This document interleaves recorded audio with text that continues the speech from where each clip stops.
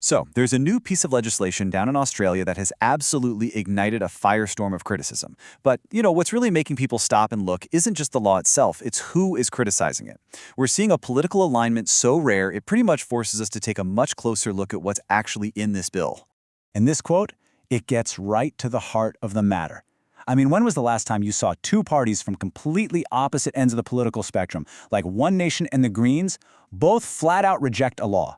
When that happens, you know something unusual is going on. It's a massive red flag that this proposal is deeply, deeply divisive.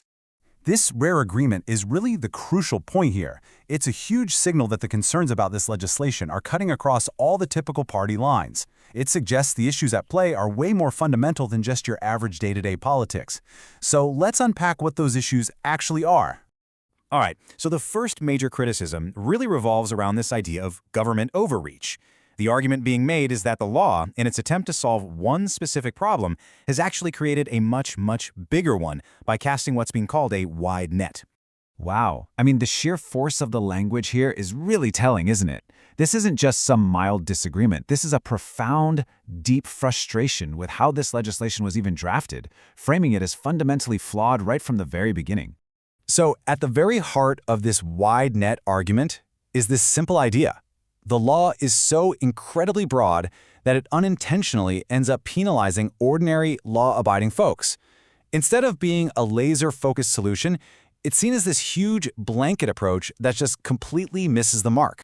And according to the speaker, that real target, the thing they should have been focusing on, was radical extremism. The contention here is that by failing to actually name and target this specific threat, the government has basically watered down the law's effectiveness and created a ton of unnecessary collateral damage. Okay, now the criticism starts to shift a little bit from the philosophical to the really practical. We're now focusing on the real-world impact this law could have on people living in rural Australia. And this is where the debate gets very, very personal. The speaker uses a really powerful analogy to explain the rural perspective: a toolkit.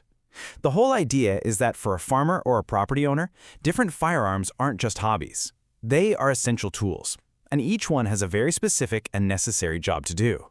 And to really illustrate the point, the speaker gives some specific examples. You need a high-caliber rifle for humanely putting down a large, sick animal.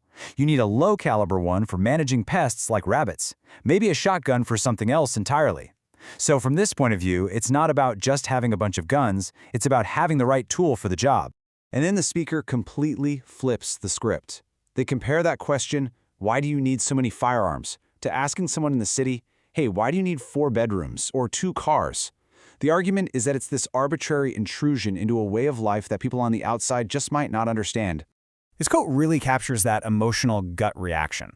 The feeling being described here is that this isn't just some inconvenience. No, it's seen as an abhorrence, a deep, offensive overstep by the government into the private lives and, frankly, the necessary day-to-day practices of people in rural areas. And all of this leads to a central pillar of the speaker's argument, the claim that this law not only punishes the wrong people, but it will also be completely ineffective against the very individuals it's supposedly trying to stop. So who exactly ends up paying the price for this new law? Well, from this perspective, it's the people who actually follow the rules. Farmers just trying to manage their properties, and recreational shooters who, the speaker argues, are just engaging in a positive activity that connects them to their country.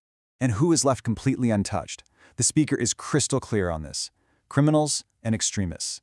The people who operate outside the law, who already have illegal weapons, and what are being called tools of terror. They are not going to be lining up to comply with some new regulation. The logic here is pretty straightforward. A criminal with an illegal firearm has already broken the law, right? So why on earth would they suddenly decide to obey a law about handing that weapon in? The whole premise of a buyback targeting criminals is presented as just fundamentally flawed from the get-go. And on top of all the policy criticisms, there's the money. The official price tag for the firearm buyback program that comes with this legislation is a staggering $1 billion. That's taxpayer money. But the speaker is deeply skeptical of that official number. They suggest the final cost to the taxpayer is going to be a lot higher. And that just adds another layer to the opposition, framing the law as not only ineffective, but also just fiscally irresponsible. So this all brings us to the very core of the debate. It's really being framed as a fundamental clash between the stated goal of national security on one hand and the protection of a specific Australian way of life on the other. Ultimately, the assertion is that this law fails its most important test. It will not, according to the speaker, do anything to deter those with extremist ideologies or prevent horrific acts of violence, which kind of makes the whole exercise seem pointless. And in its place, what's being lost? Well, from this perspective, it's more than just property. It's seen as an attack on a culture, a tradition, and a way for people, especially recreational shooters, to engage with and develop a real love for the Australian landscape. So the critique we've just unpacked really presents a stark choice. On one side, you have a government trying to legislate for national security. On the other, you have citizens who see that very same legislation as a costly, ineffective intrusion into their lives and their culture. This whole controversy, it's about so much more than just firearms. It's about a core tension that exists in any democracy. It forces us all to ask, where is that line between ensuring our collective security and respecting individual freedoms and cultural practices?